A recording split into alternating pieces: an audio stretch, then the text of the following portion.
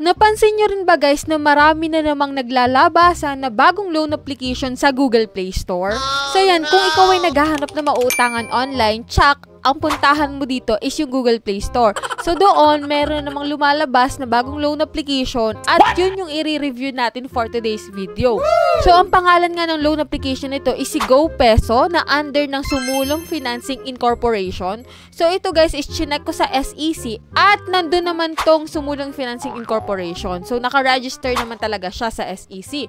Pero hindi naman porket naka-register sa SEC is okay na siyang utangan or legit na talaga, no? So, ngayon guys, titignan natin dito kung magkano yung pwedeng ipaloan sa'yo at kung magkano yung marireceive mo. Na nag-a-advertise siya na this is the key to your financial freedom. So, 20,000 pesos yung pwedeng mong maloan dito kapag ikaw first time.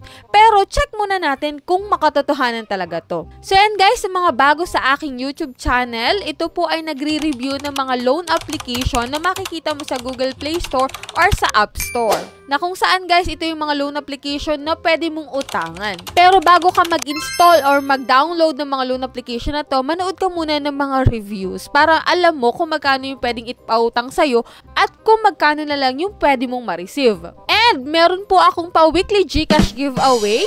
Namimili po ako ng 5 lucky winners na magko-comment dito sa mga videos ko. Na kung saan nga guys, dapat nakasubscribe ka, naka-like sa video na to at magko-comment ka ng 3 keywords sa makikita mo sa buong video. And sa last Monday nga po ng September, meron tayong lucky winner ng cellphone. At doon po sa mga nanalo nung Monday, pakiklaim na po yung prizes nyo. Send kayo guys ng valid ID sa aking Gmail account, Facebook account, and sa Telegram account ko. So yan guys, balik tayo dun sa pinag-uusapan natin na bagong loan application na makikita mo sa Google Play Store, which is ito na nga si GoPeso. So dito guys, kapag interesado ka sa video na to at gusto mong malaman kung magkano yung pwede nilang ipautang sa'yo, so keep on watching guys.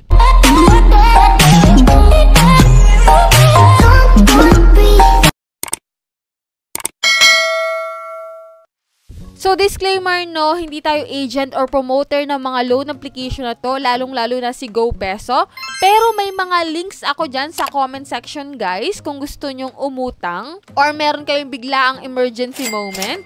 So, yan guys, check nyo yung mga link para mag-direct kayo dun sa kanilang site or sa kanilang website. So, tuloy na tayo dito guys kay GoPeso under ng Sumulang Financing Incorporation. So, dito guys, meron siyang 22 reviews nung in-install ko siya at nag-apply ako sa kanya and then 4.5 stars. So, sabi nga nila dito, your key to financial freedom na 20,000 pesos yung loan amount na pwedeng ipautang sa'yo. So, ang minimum requirements dito is 18 years old, 1 valid ID, and then mag-prepare ka rin po ng billing proof or proof of billing, no? So, yan, quick and easy loan process. Pwede mong ma-receive yung pera sa GCash, 7-Eleven, Palawan Express, M. Luhulier, or DragonPay.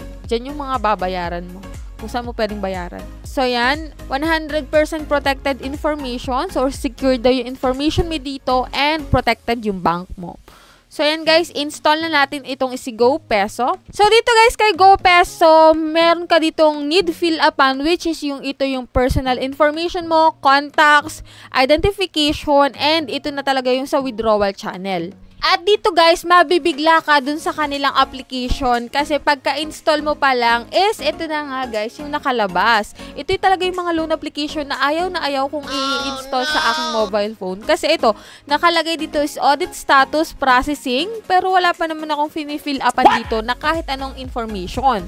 So dito guys, ito na nga, hindi ako makapag-proceed dito ng pag-loan dito kay GoPeso kasi ito na-stuck na ako dito sa audit status processing. So, iyon, sabi dito 5 minutes lang daw. Pero ito yung inabot na guys ng kinabukasan kasi kahapon ko to in-install and yan. Hanggang ngayon is audit status is processing pa rin.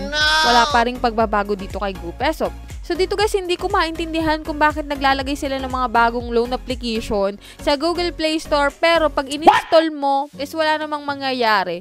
Walang maipapakita sa iyo na loan information or loan amount dito na mapapautang sa atin. Meron naman sila dito guys, customer service and pwede mo yung kontakin kapag ikaw ay may katanungan. Yun nga lang guys, hindi talaga sila nagre-reply kasi chinad ko na rin naman is wala pa rin nangyari. So yan guys. So siguro guys, ang mangyayari dito, i-uninstall ko na lang to sa GoPeso. Kaya po sa mga nagbabalak dyan na i-install or i-download itong si GoPeso, nako guys, wag na po kasi ito lang din naman yung mangyayari sa inyo. Pero try nyo pa rin pala kasi maaaring hindi sa akin gumana or gumana naman sa inyo, no? And then kapag naging okay yung application sa inyo, share naman kayo ng experience nyo ng pag-utang nyo dito kay GoPeso, kung magkano yung loan amount, and then kung magkano yung na-receive nyo, no? Kasi dito sa vlog natin, hindi ko na ipakita sa inyo kasi hindi ko na-check yung application kung makakapag-proceed ka ng pag-loan dito. So, ngayon ko lang talaga siya napansin. And wala pa rin talagang pagbabago. And ito guys, is tinry ko din na i-download or i-install sa ibang cellphone is ganun din guys yung nangyari. So wala akong idea guys kung bakit ganito yung GoPeso na application. So yan guys, yan lang yung vlog natin about kay GoPeso. So nakakainis no kasi still hanggang ngayon is audit status pa rin niya is processing. Siguro may inaayos pa dito sa kanilang system. Kapag nakapag-loan kayo dito, share nyo yung experience nyo, no? So yan guys, sa mga hindi pa po nakasubscribe sa aking YouTube channel, kindly click the subscribe button at hit nyo na rin guys yung notification bell para updated kayo sa mga utangan serye natin. At katulad nga nito, sa bagong loan application, na wala na naman palang nangyari dito, no? So, yan lang guys yung vlog natin. So, see you on my next vlog, guys!